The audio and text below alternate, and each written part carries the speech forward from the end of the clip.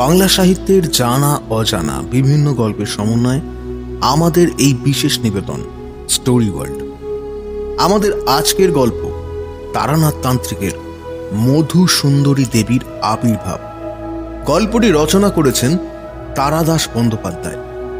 গল্পের বিভিন্ন চরিত্রগুলির মধ্যে মধু সুন্দরী দেবীর চরিত্রের ভূমিকায় রঞ্জনা মৃধা, তারানাথের মেয়ে চারির ভূমিকায় সোহিনী চন্দ্র, সাঁওতালের ভূমিকায় মালবী সান্যাল।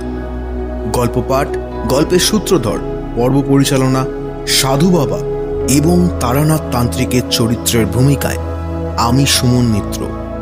শুরু করা যাক আমাদের আজকের বিশেষ গল্প মধু সুন্দরী দেবীর আবির্ভাব।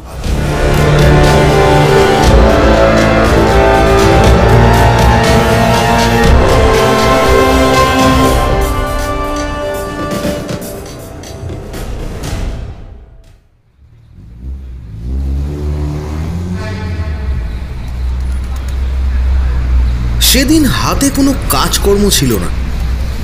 সন্ধ্যের পূর্বে মাঠ থেকে ফুটবল খেলা দেখে ধর্মতলা দিয়ে ফিরছিলাম। মোহনবাগান হেরে যাওয়াতে মনও প্রফুল্ল ছিল না। কি আর করি, ধর্মতলার মোড়ের কাছেই মঠ লেনে তারানাথ জ্যোতিষীর বাড়ি গেলাম।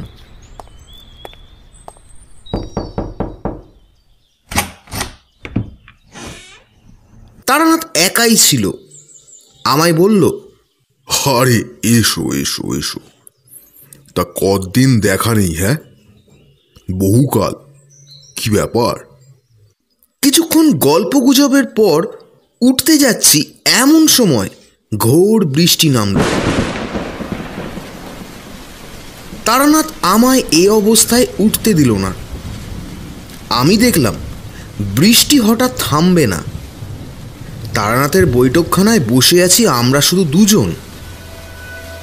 বৃষ্টির সময় মনে কেমন এক ধরনের নির্জনতার ভাব আসে। বৃষ্টি না থাকলে মনে হয় শহর শুদ্ধ লোক বুঝি আমার ঘরে এসে ভিড় করবে। কেউ না আসলেও মনের ভাবটা এরকমই হয়, কিন্তু বৃষ্টি নামলে মনে হয় এ বৃষ্টি মাথায় কেউই আর আসবে না। সুতরাং আমার ঘরে আমি একা।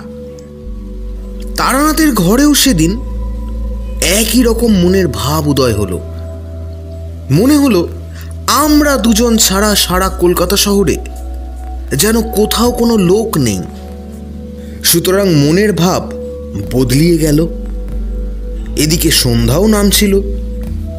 জীবনের অদ্ভুত ধরনের অভিজ্ঞতার কাহিনী বলবার এবং শোনবার প্রবৃত্তি উভয়েরই জাগল। ঘোর বৃষ্টিমুখর আষাঢ় সন্ধ্যায় আমরা মোহনবাগানের শোচনীয় পরাজয়, ল্যাংড়া আম, অতিরিক্ত সস্তা হওয়া ব্যাপার, চৌরঙ্গীর মোড়ে ওবেলায় বাস দুর্ঘটনা, এইসব নানা রকম আলোচনা করতে থাকছিলাম। হঠাৎ কোত্থেকে নারী প্রেমের প্রসঙ্গে এসে পড়লাম।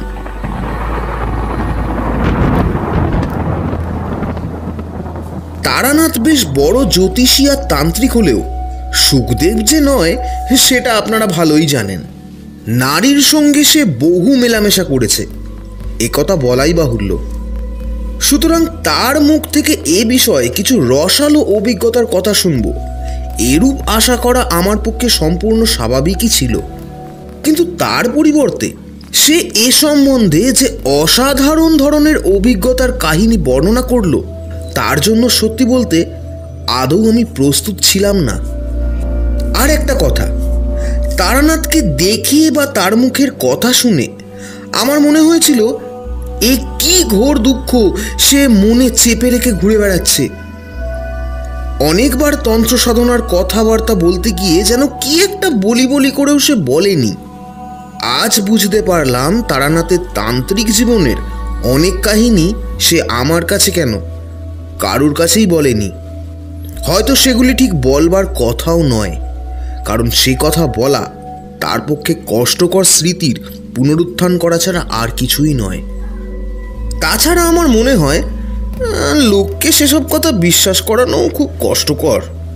তাই বললাম, জ্যোতিষী মশাই, তো নারী বিষয় সম্বন্ধে অভিজ্ঞতা নিশ্চয়ই আপনার অনেক, কি বলেন? তারানাথ বলল, অভিজ্ঞতা একটাই আছে, এবং সেটা বড় মারাত্মক রকমের, অদ্ভুত রকমের। প্রেম কাকে বলে বুঝেছিলাম সেবার, তবে এখন কিন্তু সেটা শুধু স্বপ্ন বলে মনে হয়। শোনো তবে বলি। হ্যাঁ, আমি হঠাৎ বাধা দিয়ে বললাম, কোনো ট্র্যাজিক গল্প বলবেন না তো? প্রথম প্রেম হলো একটু মেয়ের সঙ্গে, সে মারা গেল, এই তো। ও ঢের শুনেছি। তারানাথ হেসে উঠে বলল, আরে ঢের শোনোনি হে, শোনো, কিন্তু বিশ্বাস যদি না করো তাও আমায় বলবে। এরকম গল্প বানিয়ে বলতে পারলে একজন গল্প লেখক হয়ে যেতুম হে।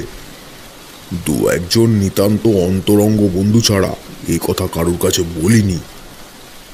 ঠিক এই সময় বাড়ির ভিতর থেকে তারানাথের বড় মেয়ে চারু ওরফে চারি দুপেয়ালা গরম চা ও দুখানি করে পরোটা ও আলু ভাজা আনলো। চারি 10 বছরের মেয়ে, তারানাথের মতোই গায়ের রং বেশ উজ্জ্বল, মুখ চোখ মন্দ নয়। আমায় বলল, কাকাবাবু, লেসের কাপড়ের ছবিটা আনলেন না?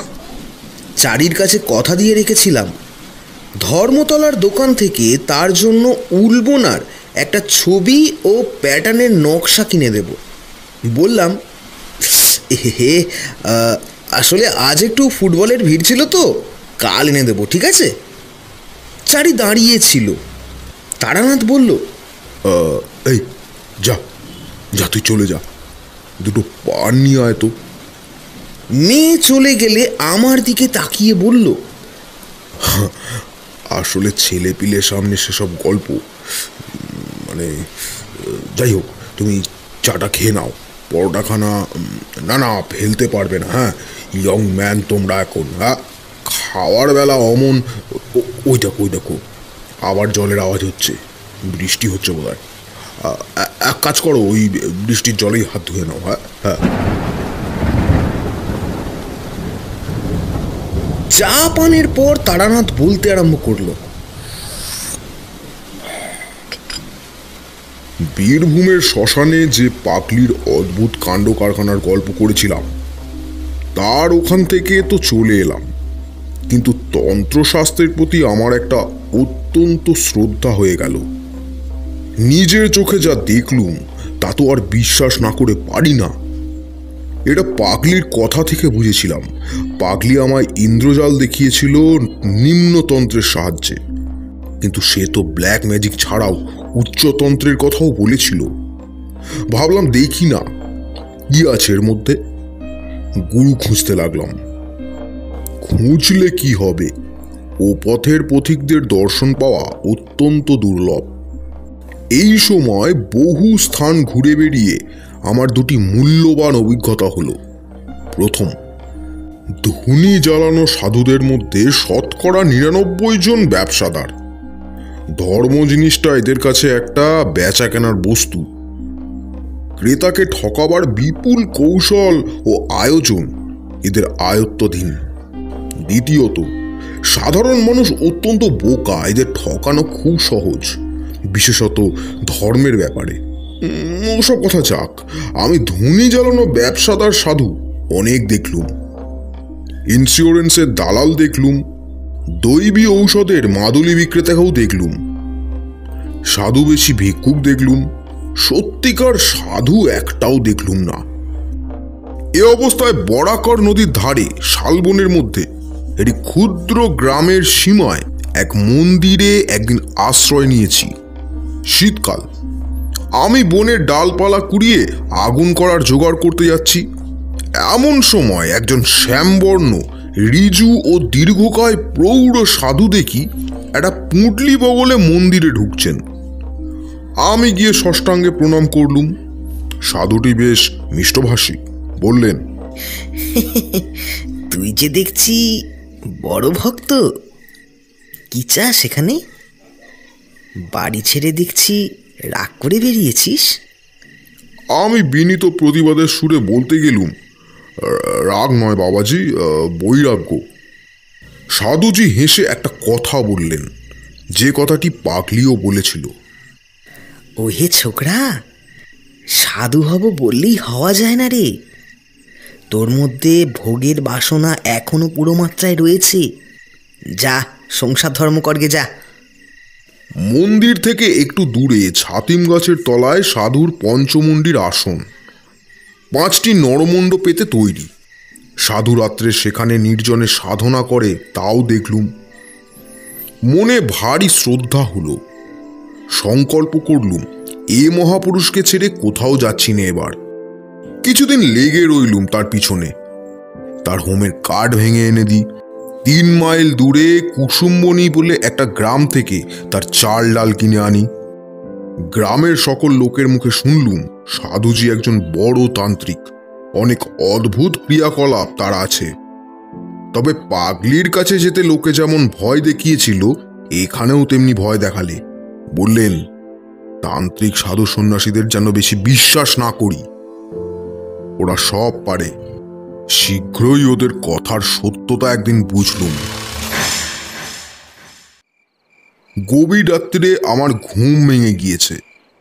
সেদিন শুক্লপক্ষের রাত্রি, বেশ ফুটফুটে জ্যোৎস্না। মন্দির থেকে ছাতিম গাছের দিকে চেয়ে দেখি সাধু বাবাজি কার সঙ্গে পঞ্চমুণ্ডির আসনে বসে কথা বলছে। কৌতূহল হলো, এত রাত্রি কে এলো এই নির্জন নদী তীরে জঙ্গলের মধ্যে? কৌতূহল সামলাতে না পেরে এগিয়ে গেলুম। অল্প দূরে গিয়েই যা দেখলুম তাতে আর এগিয়ে যেতে সংকোচ বোধ হলো, এবং সঙ্গে সঙ্গে রীতিমতো আশ্চর্য হয়ে গেলুম। সাধু বাবাজি এত রাত্রে একজন মেয়ে মানুষের সঙ্গে কথা বলছে। গাছের আড়াল থেকে মেয়ে মানুষটিকে আমি খানিকটা স্পষ্ট, খানিকটা অস্পষ্ট ভাবে দেখতে পাচ্ছি। আমার মনে হলো মেয়েটি যুবতী এবং পরমা সুন্দরী।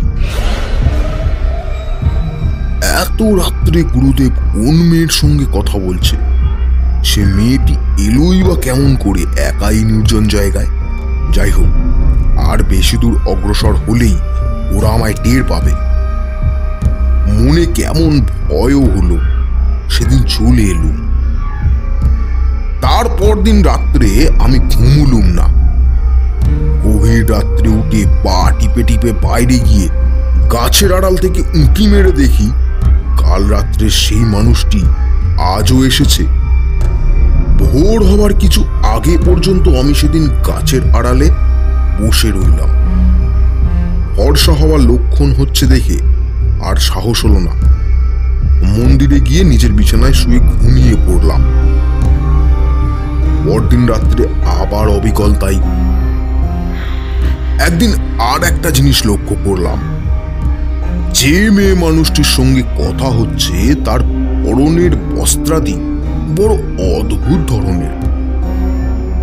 সে যে কোন দেশের বস্ত্র পরেছে, সেটা না শাড়ি, না ঘাগড়া, না জাপানি কিমোনো, না মেয়েদের গাউন, অজানা, কিন্তু ভারী চমৎকার মানিয়েছে বটে। সেদিন আরো একটা কথা আমার মনে হলো।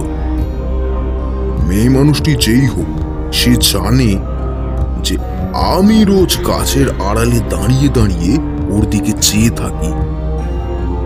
কি করে আমার এ কথা মনে হলো তা আমি বলতে পারবো না, কিন্তু এই কথা আবছাভাবে আমার মনের মধ্যে উদয় হওয়ার সঙ্গে সঙ্গে কেমন একটু ভয়ও হলো। সরে পড়ি বাবা, দরকার কি? আমার এসবের মধ্যে ঢোকাচ্ছে, দূরে থাকাই ভালো। কিন্তু পরদিন রাত্রি এক সময় আর শুয়ে থাকতে পারলাম না, উঠে যেতেই হলো। সেদিন আর একটি জিনিস লক্ষ্য করলাম। মেয়ে মানুষটি যখন থাকে তখন এক ধরনের খুব মৃদু সুগন্ধ যেন বাতাসে পাওয়া যায়। এই কদিনও এই গন্ধটা পেয়েছি, কিন্তু ভেবেছিলুম কোনো বন্য ফুলের গন্ধ হয়তো। আজ বেশ মনে হলো এই গন্ধের সঙ্গে ওই মেয়ে মানুষটির উপস্থিতির একটা সম্বন্ধ আছে। এরকম চলল আরো দিন 10-12। তারপরে সাধুর ডাক এলো বরাকর না কোডারমার এক গাড়োয়ালি জমিদারের বাড়ি থেকে কি সব শান্তি সস্তায়ন করার জন্য। সাধুজি প্রথমে যেতে রাজি হলেন না। দুদিন তাদের লোক ফিরে গিয়েছিল, কিন্তু তৃতীয়বারে জমিদারের ছোট ভাই নিজে পালকি নিয়ে এসে সাধুকে অনেক খোসামত করে নিয়ে গেলেন। মনে মনে ভাবলুম, এ আর কিছুই নয়, সাধুজি সেই মেয়েটিকে ছেড়ে একটি রাত্রিও বাইরে থাকতে রাজি নন। কিন্তু নিকটে কোথাও বসতি নেই, মেয়েটি আসেই বা কোথা থেকে? আর সাধারণ সাঁওতাল বা বিহারি মেয়ে নয়। আমি অনেকবার দেখেছি সেটিকে, এবং প্রত্যেকবারই আমার দৃঢ় বিশ্বাস হয়েছে এ কোনো বড় ঘরের মেয়ে। যেমন রূপসী, তেমনি তার অদ্ভুত ধরনের অতি চমৎকার এবং দামি পরণ পরিচ্ছদ। হঠাৎ আমার মনে একটা দুষ্টু বুদ্ধি জাগল। আমার মনে হয়েছিল মেয়েটিকে সাধুজির হয়তো খবর দেওয়ার সুযোগ হয়নি। দেখাই যাক না আজ রাত্রে সে আসে কিনা। তখন ছিল অল্প বয়স, তোমরা যাকে বলো রোম্যান্স, তার মানে তখন যে আমার যথেষ্টই ছিল, এতে তুমি আমাকে দোষ দিতে পারো না। হ্যাঁ, সে যাই হোক, নির্দিষ্ট সময়ের কিছু আগে রাত্রে সেদিন আমি নিজেই গিয়ে পঞ্চমুণ্ডির আসনে বসে রইলাম। মনে ভয়ানক কৌতূহল, দেখি আজ মেয়েটি আসে কিনা। কেউ কোনো দিকে নেই, নির্জন রাত্রি। মনে একটু ভয়ও হলো, এ ধরনের কাজ কখনো করিনি, কোনো হাঙ্গামায় আবার পড়ে যাব না তো। তখন আমি অপরিণত বুদ্ধি, নির্বোধ যুবক মাত্র। তখন ঘুণাক্ষরেও যদি জানতাম অজ্ঞাত সারে কি ব্যাপারের সম্মুখীন হতে চলেছি, তবে কি আর ছাতিম তলায় একা পঞ্চমুণ্ডির আসনে বসতে যাই? যাই হোক, সে আমার অদৃষ্টের লিপি। সে রাত্রির জের আমার জীবনে আজও মেটেনি। আমার মনের শান্তি চিরদিনের জন্য হারানোর সূত্রপাতটি ঘটেছিল সেই কাল রাত্রে। তা কি আর তখন বুঝেছি? যাকো কথা। রাত ক্রমে গভীর হলো। পূব দিকের গাছপালার আড়াল থেকে চাঁদ উঠতে লাগলো একটু একটু করে।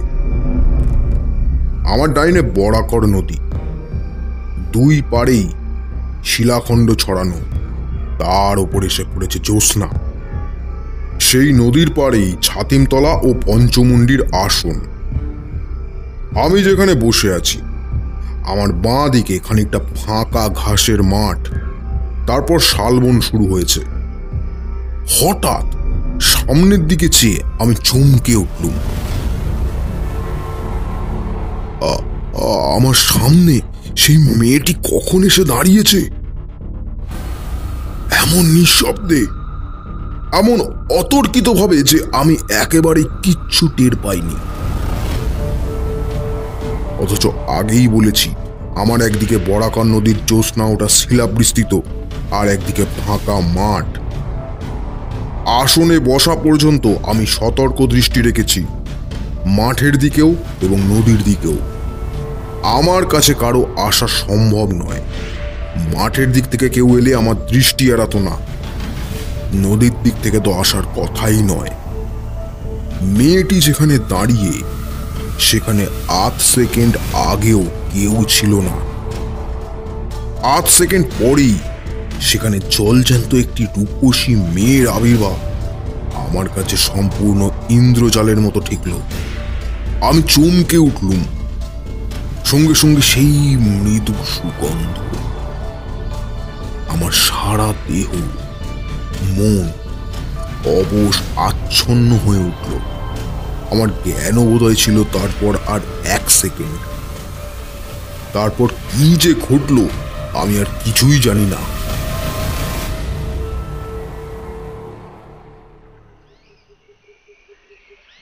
যখন আমার জ্ঞান ফিরে এলো তখন ভোর হয়েছে। উঠে দেখি সারা রাত সেই পঞ্চমুণ্ডির আসনেই আমি অজ্ঞান হয়ে পড়েছিলাম।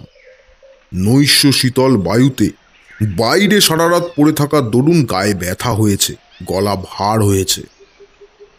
উঠে ধীরে ধীরে মন্দিরে চলে এলাম। এসে আবার শুয়ে পড়লাম।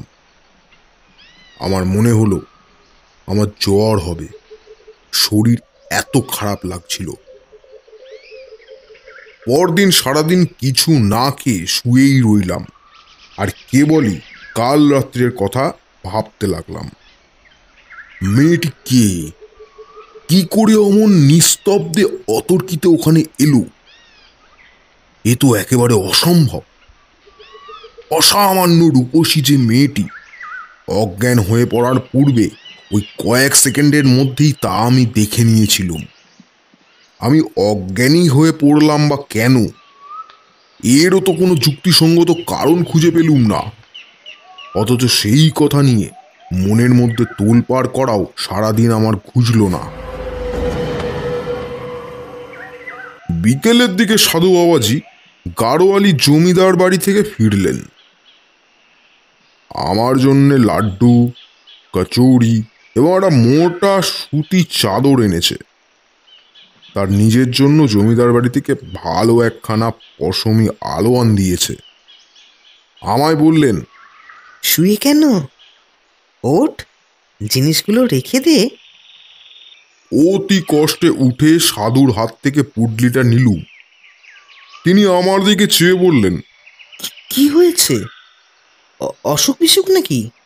কিছু জবাব দিলুম না। সাধু স্নান করতে গেলেন এবং এসে জমিদার বাড়ির কাণ্ড কিরকম তারই সবিস্তারে বর্ণনা করতে লাগলেন। আমায় বললেন, এই তোমার কি হয়েছে বলো তো? অমন মনমরা ভাব কেন? বাড়ির জন্য মন কেমন করছে বুঝি? বলেছি তো বাবা, তোমরা ছেলে ছোকরা এ পথে কি নামলেই নামা যায় রে বাপু। বড় কঠিন পথ। সেই রাত্রে আমার খুব জ্বর এলো। কতদিন ঠিক জানি না, অজ্ঞান অচৈতন্য রইলাম। জ্ঞান হলেই দেখতুম সাধু শিহরে বসে আছেন।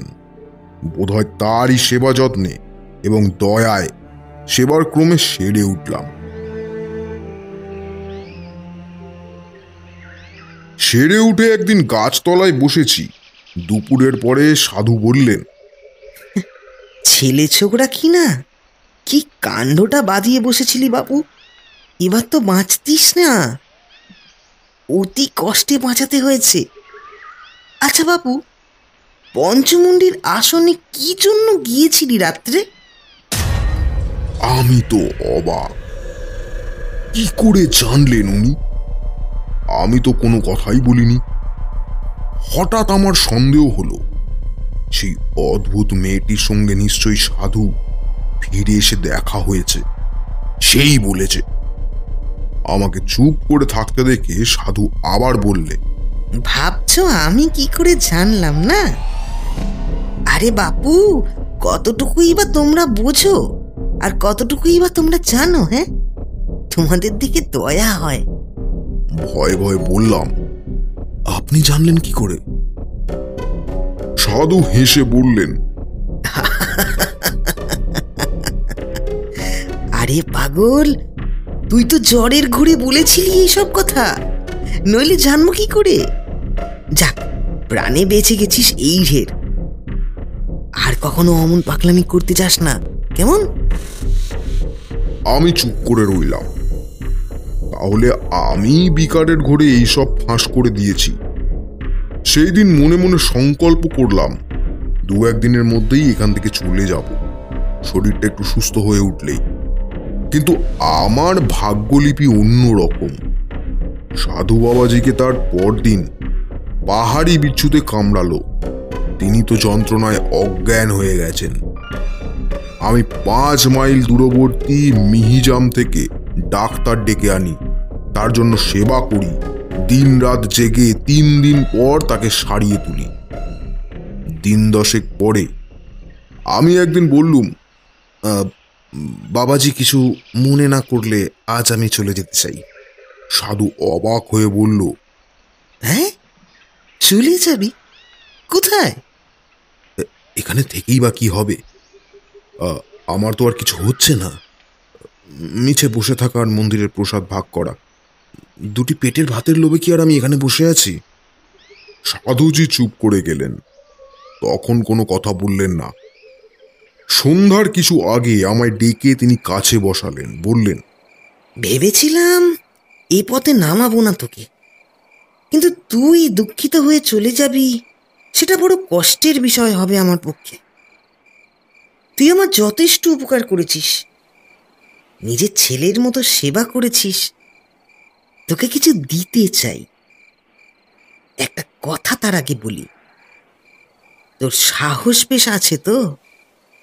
বললুম, হ্যাঁ, সাহস তো আছে। এর আগেও আমি বীরভূমে এক জায়গায় তন্ত্র সাধনা করেছি। তারপর আমি সেই শ্মশানের পাগলি ও তার অদ্ভুত ক্রিয়াকলাপের কথা বললাম। এতদিন পরে আজ প্রথম সাধুকে পাগলির কথা বললাম। সাধু অবাক হয়ে বললেন, সেই পাগলি কি তুই চিনিস? আরে সে যে অতি সাংঘাতিক মেয়ে মানুষ। তুই তার হাত থেকে যে এত সহজে উদ্ধার পেয়ে এসেছিস, কেবল তোর পূর্বজন্মের ফল রে। ওর নাম মাতু পাগলি, মাতঙ্গিনী। ও নিম্ন স্তরের তন্ত্রে ভয়ানক ভালো। ওর সংস্পর্শে গিয়ে পড়েছিলিস, কি সর্বনাশ! ওকে আমরা পর্যন্ত ভয় করে চলি রে। যেমন লোকে খ্যাপা কুকুর শিয়াল থেকে দূরে থাকে, আমরাও তেমন ওর থেকে দূরে থাকি। অসাধারণ ক্ষমতা ওর নিম্ন স্তরে। ওর ইতিহাস বড় অদ্ভুত। সে একদিন বলবো খন। কতদিন ওর সঙ্গে ছিলিস? প্রায় মাস দুয়েক। সাধুজি বললেন, যখন ওর সঙ্গে ছিলিসই তখন কিছু কিছু অধিকার হয়েছে তোর। তোকে আমি মন্ত্র দেব, কিন্তু তুই যুবক, তোর মনের ভাব আমি জানি। তুই কি জন্য রাত্রে পঞ্চমুণ্ডির আসনে গিয়েছিলি বলতো? আমি লজ্জায় মাথা নিচু করে রইলাম। মনের গোপনে পাপ নেই। যদি পঞ্চমুণ্ডির আসনে বসে থাকি, তবে সেই অপরিচিতা নিশা বিহারিণী রূপসীর টানে এই কথা গুরুস্থানীয় ব্যক্তির কাছে স্বীকার করব কেমন করে? সেই দিন সাধু অতি অদ্ভুত ও গোপনীয় কথা আমায় বললেন। কিন্তু একটা কথা তুই জেনে নে, সেটা আগে বলি। তুই সেদিন যাকে রাত্রিরে ছাতিমতলায় বসে দেখেছিলিস, তিনি তোর আমার মতো দেহধারী মানুষ নয়। শুনে তো মশাই আমার গা শিউরে উঠল। দেহধারী জীব নয় বলে কি রে বাবা? তবে কি ভূত পেতনি নাকি? সাধুজি আবার বললেন, আমার গুরুদেব ছিলেন কালিকানন্দ ব্রহ্মচারী। হুগলি জেলায় জেজুর গ্রামে তার মঠ ছিল। মস্ত বড় সাধক ছিলেন। কুলারনপ আর মহাডামর এই দুই শ্রেষ্ঠ মন্ত্রে তার সমান অধিকার ছিল। মহাডামর তন্ত্রে একটি নিম্ন শাখার নাম ভূত ডামর। আমি তখন যুবক, তোরই মতো বয়স। স্বভাবতই আমার ঝোঁক গিয়ে পড়ল ভূত ডামরের ওপর। গুরুদেব আমার মনের গতি বুঝতে পেরে ওপর থেকে ফিরবার যথেষ্ট চেষ্টা করেছিলেন, কিন্তু তাই কি হয়? অদৃষ্ট লিপি তবে আর কাকে বলেছে? হ্যাঁ, এই যেমন তোমার। আমি বললাম, ওপর থেকে ফেরার চেষ্টা করেছিলেন কেন? ও পথ প্রলোভনের পথ, বিপদের পথ। ভূত ডামর তন্ত্র নানা প্রকার অশরীরী উপদেবীদের নিয়ে কারবার করে। তন্ত্রের ভাষায় এদের সাধারণ নাম যোগিনী। জপ ও সাধনায় বশীভূত হয় এদের মধ্যে কেউ কেউ। যার সাধনা তুমি করবে সে তোমার আপন হয়ে থাকবে। নানাভাবে এদের সাধনা করা যায়। কঙ্কিনী দেবীকে মাতৃভাবে পেতে হয়, কনকবতী দেবীকে পাওয়া যায় কন্যাভাবে। কিন্তু বাকি সব যোগিনীদের যে কোনোভাবে সাধনা করা যায় এবং যে কোনোভাবে পেতে পারা যায়। এইসব যোগিনীদের কেউ ভালো কেউ মন্দ। এদের জাতি নেই, বিচার নেই, ধর্ম নেই, কোনো গণ্ডি বা বাধ্যবাধকতার মধ্যে এরা পড়ে না। এরা অবাধ, এরা আবদ্ধ নয়। ভূত ডামরে এই সাধনার ব্যাপারে বলে দেওয়া আছে, ভূতরামরের প্রথমেই শ্লোক ছিল, অখ্যাত সংপ্রবক্ষামি যোগিনী সাধনোত্তম সর্বার্থ সাধনং নাম দেহিনং সর্বসিদ্ধিদম অতি গূঢ় মহাবিদ্যা দেবানাপি দুর্বলা। তুমি সেদিন যাকে দেখেছিলে তিনি এই রকমই একজন জীব। তোমার সাহস থাকে সে মন্ত্র আমি তোমায় দেব, কিন্তু আমার যদি নিষেধ শোনো তবে এ পথে নেমো না। এতটা বলে সাধুজি ভালো করেননি। আমার কৌতূহল বাড়িয়ে দিয়ে তিনি আমায় আর কি সামনে রাখতে পারেন। আমি তো নাছোড়বান্দা হয়ে পড়লাম। মন্ত্র আমি নেবই। সাধুজি বললেন, তাহলে কনক দেবীর সাধনার মন্ত্র নাও, কন্যা রূপে দেবীকে পাবে। আমি চুপ করে রইলুম। তিনি আবার বললেন, তবে কঙ্কিনী সাধনার মন্ত্র? আহ, কি বিপদেই না পড়েছি বুড়ো মানুষটাকে নিয়ে। অন্য যোগিনীদের দেখতে দোষ কি? সাধু আমায় চুপ করে থাকতে দেখে বললেন, বেশ, আমি তোমাকে মধু সুন্দরী দেবী সাধনার মন্ত্র দিচ্ছি। একে কন্যা ভাবে, ভগ্নী ভাবে বা ভার্যা ভাবে পেতে পারো। তবে আমার যদি কথা শোনো, কখনো ভার্যা ভাবে পেতে চেও না। এর বিপদের দিক বলি, ভার্যা ভাবে সাধনা করলে তিনি তোমাকে প্রণয়ীর মতো দেখবেন, কিন্তু এরা মহাশক্তিশালিনী যোগিনী, সাধারণ মানবী নয়। এদের আয়ত্তের মধ্যে রাখা বড় শক্ত। হয় তোমাকে পৃথিবীর মধ্যে সর্বাপেক্ষা সুখী মানুষ করে রাখবে, নয়তো একেবারে উন্মাদ করে ছেড়ে দেবে। সামলাতে পারা বড় কঠিন। সাধুজি আমায় মন্ত্র দিলেন এবং বললেন, বাবা, এই জায়গা থেকে তোমায় চলে যেতে হবে। তোমায় আর আমি এখানে রাখতে পারবো না। একই জায়গায় দুজন সাধকের সাধনা তো হয় না।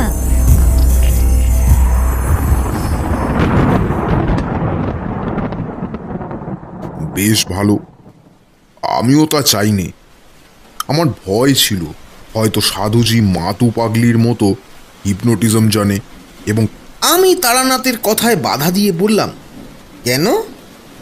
আপনি তো সচক্ষে পঞ্চমুণ্ডির আসনে কি সব মূর্তি দেখেছিলেন, তখন তো সাধুজি সেখানে ছিল না। তারপর আমার টাইফয়েড জ্বর হয় বলিনি? হয়তো পঞ্চমুণ্ডির আসনে যখন বসে তখনই জ্বর আসছে। সে সময় জ্বরের পূর্বাবস্থায় অশুদ্ধ মস্তিষ্কে কি বিকার দেখে থাকবো, হয়তো চোখের ভুল। জ্বর সেরে উঠতে এ সন্দেহ আমার হয়েছিল। যাক সে কথা। তারপর ওখান থেকে চলে গেলাম বরাকর নদীর ধারে একটা নির্জন জায়গায়। ওখান থেকে 5-6 মাইল দূরে একটা গ্রাম ছিল। কিছু দূরে থাকতাম গ্রামের বারোয়ারি ঘরে। গ্রামের লোকে যা দিত তাই খেতাম, আর সন্ধ্যের পর নদীর ধারে নির্জনে বসে মন্ত্র জপ করতাম। এইভাবে কেটে গেল 1 মাস, 2 মাস, 3 মাস। কিছুই দেখিনি। মন্ত্রের ওপর বিশ্বাস ক্রমেই যেন কমে যাচ্ছে। তবুও মনকে বোঝালাম 6 মাস পরে পূর্ণাহুতি ও হোম করার নিয়ম বলে দিয়েছিল সাধুজি। তার আগে কিছু হবে না। 6 মাসও পূর্ণ হলো। সাধুজি যেমন বলে দিয়েছিল ঠিক সেই রকম সব নিয়ম পালন করলাম। পদ্মাসনং সমাস্থায় মৎসুন্দ্রনাথ সস্তম আমিষণ্যে পুপস্যৈপি সংপূজ্য মধুসুন্দরীম। বরাকর নদীর তীরে বসে ভাত রাঁধলুম, কই মাছ পোড়ালুম। আঙট কলা পাতায় ভাত ও পোড়া মাছের নৈবেদ্য দিলুম। ডুমুরের সমিধ দিয়ে বলির ওপর হোম করে ওং ঢং ঠং ঝং ইং খং মধুসুন্দর্য নম এই মন্ত্রে আহুতি দিলুম।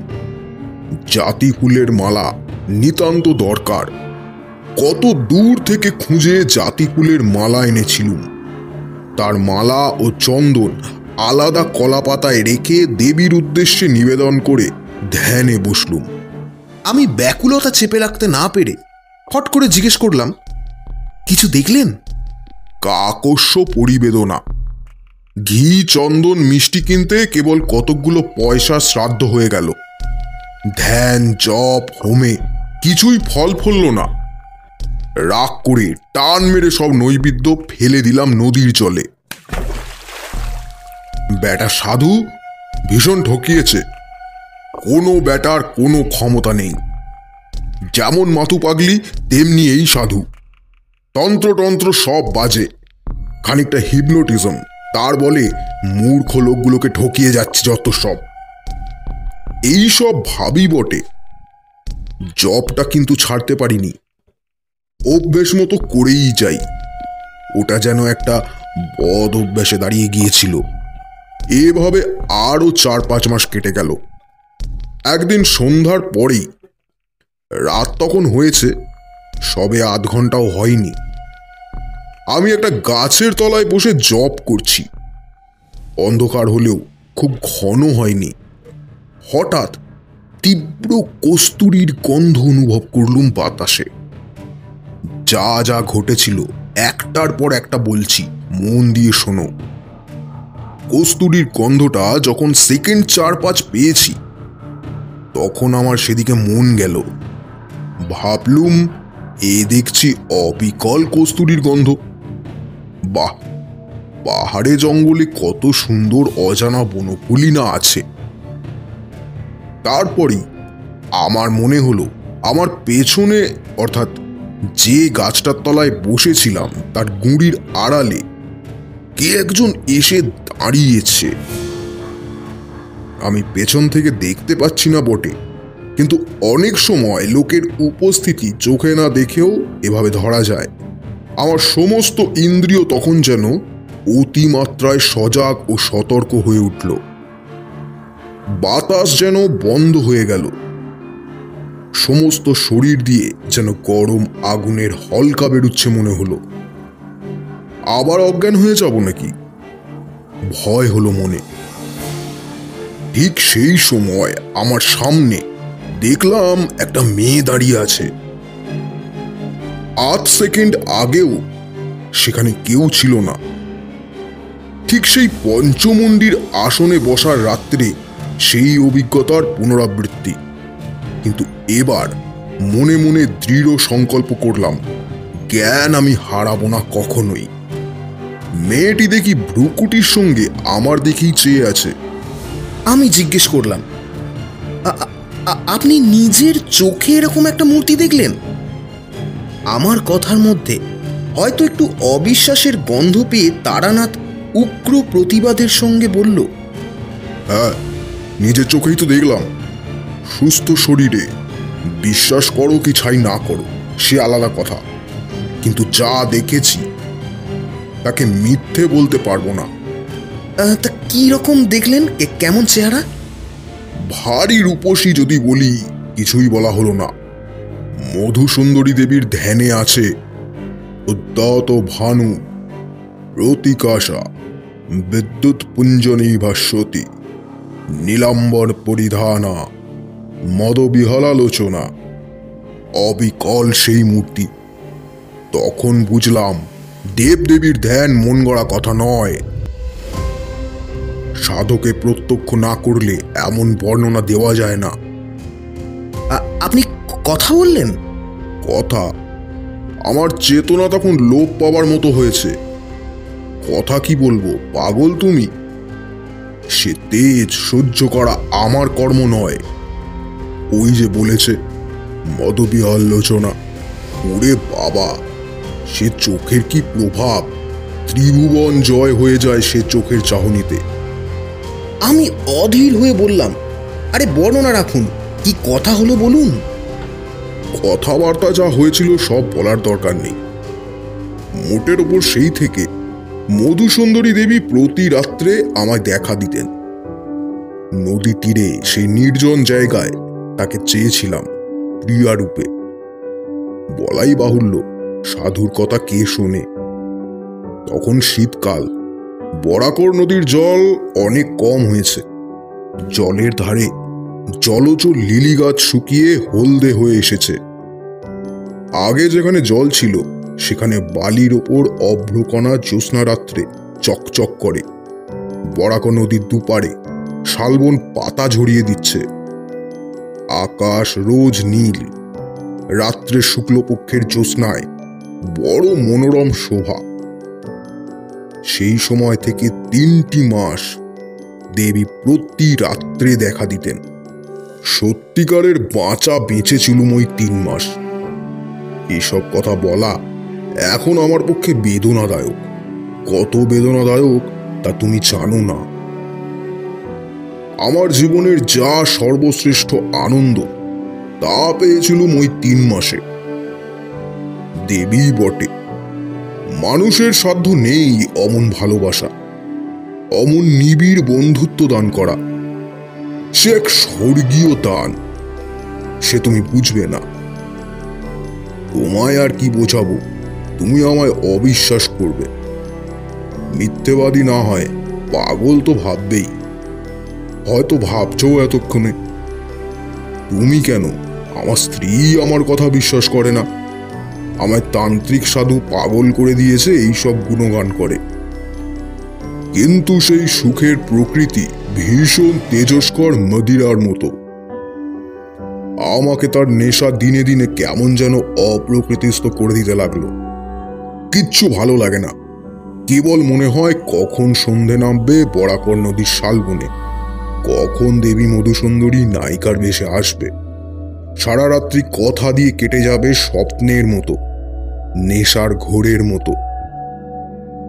আকাশ নক্ষত্র দিক বিদিকের জ্ঞান লুপ্ত হয়ে যাবে কয়েক প্রহরের জন্য।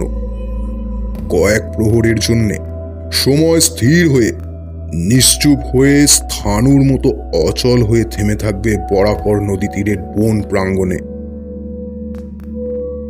একদিন ঘটল বিপদ।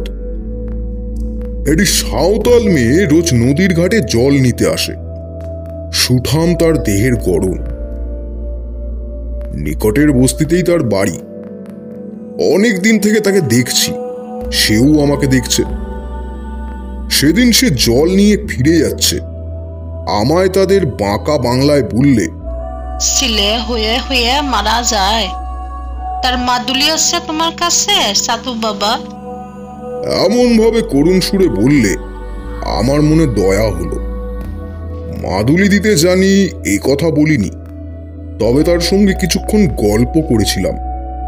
তারপর সে চলে গেল। মধুসুন্দরী দেবীকে সেদিন দেখলুম অন্য এক মূর্তিতে। কি ভ্রুকুটি কুটিল দৃষ্টি, কি ভীষণ মুখের ভাব। সে মুখের ভাব তুমি কল্পনা করতে পারবে না। চণ্ডিকা দেবীর রোষ কটাক্ষে যেমন লোলজিহা করালিনী প্রকাণ্ডা কাল ভৈরবী মূর্তির সৃষ্টি হয়েছিল, এও যেন ঠিক সেই রকম। সেদিন বুঝলাম আমি যার সঙ্গে মেলামেশা করি সে মানুষ নয়, মানুষের পর্যায়ে সে পড়ে না।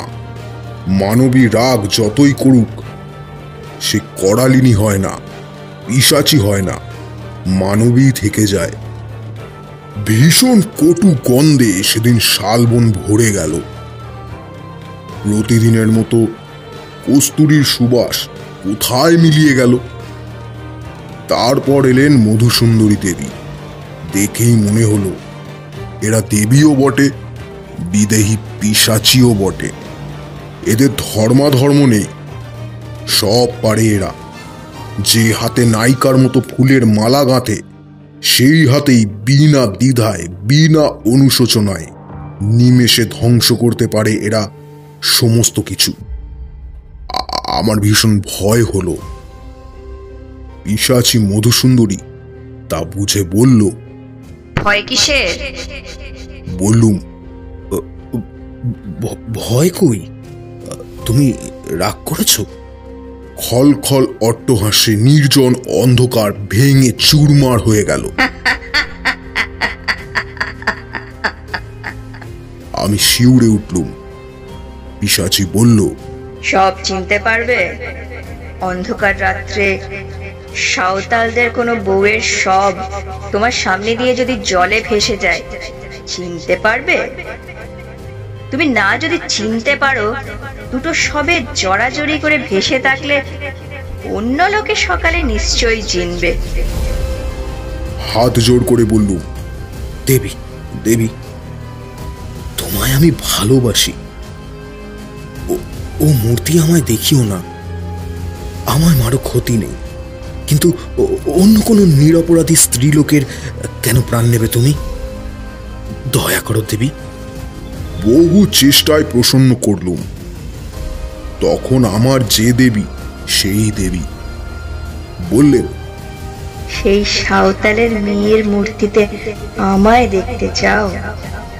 সেই মূর্তিতে এখনই দেখা দেব। বলতে বলতে সেই সাঁওতালের মেয়েটি আমার সামনে দাঁড়ায়, বরং আরো নিটোল গরম শরীর, মুখের ভাব আরো কমনীয়। বললুম, ও ও ও চাই না, চাই না, ও চাই না, তোমার মূর্তি দেখাও দেবী। সেই রাত্রি থেকে বুঝলাম কাল সাপ নিয়ে খেলা করছি আমি।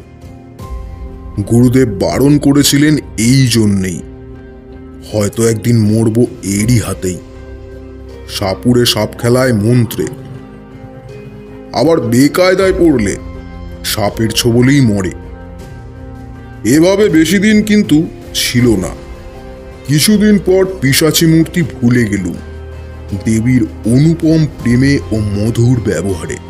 তাতেও বুঝলুম এ সাধারণ মানবী নয়, অমানসিক ধরনের এদের মন। মানুষের বিবর্তনের জীব এরা নয়, হয় তার ওপরে, না হয় তার নিচে। একদিন দেবী আমায় বললেন, আর কিছুদিন যাক, তোমায় বহু দূর নিয়ে যাব। আমি অবাক হয়ে বললুম, কোথায়? সে বলবো না এখন। বেশ, তাহলে এটা বলুন, কত দূরে, কোন দিকে? এত দূরে, এমন দিকে যা তুমি ধারণা করতে পারবে না। তবে তোমার ভাগ্যে আছে কি তা? সব ভুলে গেলুম আবার। পিশাচিনী মধুসুন্দরী তখন কোথায় মিলিয়ে গেছে। আমার সামনে হাস্যলাস্যময়ী, যৌবন চঞ্চলা, মুগ্ধ স্বভাবা, অপরূপা রূপসী এক তরুণী নারী, দেবী বটে। আমি আবার যেন কিসের নেশায় অভিভূত হয়ে পড়লুম, মাথা ঠিক রইল না। একদিন বললেন, বিপদ আসছে তোমার, তৈরি হও। হ্যাঁ, বিপদ? কিসের বিপদ? তা বলবো না। প্রাণ সংশয়ের বিপদ? তাও বলবো না। বললুম, তুমি তো পাশে আছো দেবী, তুমি অভয় দিলে বিপদ কিসের? আমি ঠেকাতে পারবো না, কেউই ঠেকাতে পারবে না। যা আসছে তা আসবেই। কথা খেটে গেল শিগগিরই। খুব বেশি দেরি হলো না। 3 মাস পরে আমার বাড়ি থেকে লোকজন সন্ধানে সন্ধানে সেখানে গিয়ে হাজির। গ্রামের লোক তাদের বলেছে যে একজন পাগল বোধহয় বাঙালি হবে, অল্প বয়স, বরাকর নদীর ধারে শালবনে সন্ধ্যাবেলা বসে থাকে আর আপন মনে বিড়বিড় করে বকে। আমায় এ অবস্থায় গাঁয়ের অনেকেই নাকি দেখেছে। তাই শুনে বাড়ির লোক আমায় গিয়ে খুঁজে বের করে আনলো। ছেঁড়া ময়লা কাপড় পরনে, মাথায় জট, গায়ে খড়ি উঠছে। এ অবস্থায় নাকি আমায় ধরে। বাড়ি ধরে আনবার জন্য টানাটানি। আমি তো কিছুতেই আসবো না, ওরাও ছাড়বে না। আমার তখন সত্যিই জ্ঞান নেই, সত্যিই আমি ক্ষিপ্ত, উন্মাদ। ওরা হয়তো আমায় আনতে পারতো না, কিন্তু যে দেবীকে পেয়েছিলাম প্রণয়িনী রূপে, তিনি নিরুৎসাহ করলেন। ওরা ধরে নিয়ে গিয়ে নিকটবর্তী গ্রামের একটি গোয়াল ঘরে আমায় বেঁধে রেখেছিলেন। গভীর রাত্রে বাঁধন ছিঁড়ে ওদের হাত থেকে লুকিয়ে পালিয়ে সেই একটি রাত মধুসুন্দরী দেবীর সঙ্গে দেখা করেছিলাম। দেবীকে বললাম, দেবী, দেবী, আমি এই নদী তীরের তীর্থস্থান ছেড়ে কোথাও যাব না। তিনি নিষ্ঠুর হাসি হেসে বললেন, যেতে নাকি আমায় হবেই, এই আমার অদৃষ্ট লিপি। অদৃষ্টের বিরুদ্ধে তিনি অত বড় শক্তিশালিনী যোগিনী হয়ে উঠতে পারেননি। তিনি জানেন এই রাতের পরে জীবনে তার সঙ্গে আমার কখনো দেখা হবে না। আগে থেকে বলে তৈরি করে রাখতে চেয়েছিলেন এই জন্যই। বাড়ি আসার পরে সবাই বললে কে কি খাইয়ে পাগল করে দিয়েছে। দিন কতক উন্মাদের চিকিৎসা চলল। বছরখানেক পর আমার বিয়ে দেয়া হলো। সেই থেকে আমি সংসারী। আমি জিজ্ঞেস করলাম, আর কখনো মন্ত্র জপ করে তাকে আহ্বান করেননি কেন? বাপরে, এ কি ছেলে খেলা? মারা যাব শেষে। অন্য নারী জীবনে এলে তিনি দেখা দেবেন সে চেষ্টাও কখনো করিনি। সে কতকাল হয়ে গেল, সে কি আজকের কথা? আচ্ছা, এখন আর তাকে দেখতে ইচ্ছা করে না? বৃদ্ধ তারানাথ উৎসাহে উত্তেজনায় বালিশ বুকে দিয়ে খাড়া হয়ে বলল, ইচ্ছে করে না কে বলেছে? বললুম তো, ওই 3 মাসই আমি বেঁচে ছিলুম। দেবী এসেছিলেন মানুষী হয়ে, শৈর বর্ষশালিনী, শক্তিরূপিণী যোগিনী। তেজে তার কাছে ঘেঁষা যায় না, অথচ কি মানবী হয়ে যেতেন যখন ধরা দিতেন আমায়। প্রিয়ার মতো আসতেন কাছে, এমনই মিষ্টি, এমনই ঠোঁট ফুলিয়ে, মাঝে মাঝে অভিমান। বরাকর নদীর ধারের শালবনের রাত্রি তার মধুর হাসিতে জ্যোৎস্নার মতো উজ্জ্বল হয়ে উঠত। এমনি কত রাত গেছে। এক এক সময় ভ্রম হতো তিনি সত্যি মানুষই হবেন। বিদায় নিয়ে যাবার সময় সেই রাত্রিতে তিনি বলেছিলেন, নদীর তীরের এই 3 মাসের জীবন আমিও কি ভুলবো ভাবছ? আমাদের পক্ষেও সুলভ এ নয়। ভেবো না আমরা খুব সুখী। আমাদের মতো বন্ধুহারা জীবন কোথাও আছে? প্রেমের কাঙাল আমরাও। কতদিন পরে একজন মানুষে আমাদের সত্যিকারের চাওয়া চায়, তার জন্যেই আমাদের মন সর্বদা তৃষিত হয়ে থাকে। কিন্তু তাই বলে নিজেকে সহজলভ্য করতে পারিনি। আগ্রহ করে যে না চায় তার কাছে যাইনি। সে আমার প্রেমের মূল্য দেবে না, নিজেও আনন্দ পাবে না, যা কিনা পাওয়া যায় বহু চেয়ে পাওয়ার পরে। কিন্তু আমাদের অদৃষ্ট লিপি কোথাওই চিরদিন থাকতে পারিনি। কি না কি ঘটে যায়, ছেড়ে চলে যেতে হয় অনিচ্ছা সত্ত্বেও। কজন আমাদেরকে ডাকে, কজন বিশ্বাস করে। সুখী ভেবো না আমাদেরকে।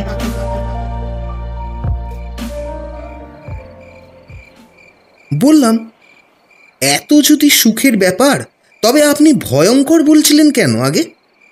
ব্যাপার ভয়ঙ্কর এই জন্য যে আমার সারা জীবনটা মাটি হয়ে গেল ওই 3 মাসের সুখ ভোগে। কোনো দিকে মনই দিতে পারিনি। মধ্যে তো দিন কতক উন্মাদ হয়ে গিয়েছিলাম, বিয়ের পরেও। তারপর সেরে সামলে উঠে এই জ্যোতিষের ব্যবসা আরম্ভ করে যা হয় আর কি। সেও দেবীরই দেওয়া। তিনি বলেছিলেন, জীবনে কখনো অন্য কষ্টে আমায় পড়তে হবে না। পড়তে কখনো হয়ওনি, কিন্তু ওতেই কি আর আনন্দ হয় জীবনে? তারানাথ গল্প শেষ করে বাড়ির ভিতরে যাবার জন্য উঠল। আমিও বেরিয়ে এসে ধর্মতলার মোড়ে এলাম। এত অদ্ভুত অবাস্তব জগৎ হতে 20 শতাব্দীর বাস্তব সভ্যতার জগতে এসে যেন হাঁপ ছেড়ে বাঁচলাম। যতক্ষণ তারানাথ গল্প বলে যাচ্ছিল, ততক্ষণ ওর চোখে মুখের ভাব ও গলার স্বরে গল্পের সত্যতা সম্বন্ধে অবিশ্বাস হয়নি। কিন্তু ট্রামে উঠে মনে হলো, কি মনে হলো তার নাইবা বললাম। শেষ হলো আমাদের আজকের গল্প। আমাদের গল্প ভালো লেগে থাকলে অবশ্যই কমেন্ট সেকশনে গিয়ে আপনার অমূল্য মতামত জানাতে একদম ভুলবেন না। আজকের মতো এখানেই বিদায়। আগামী সপ্তাহে আবার আসবো নতুন কোনো গল্প নিয়ে। সঙ্গে থাকুন SM ইনফোটেইনমেন্টের।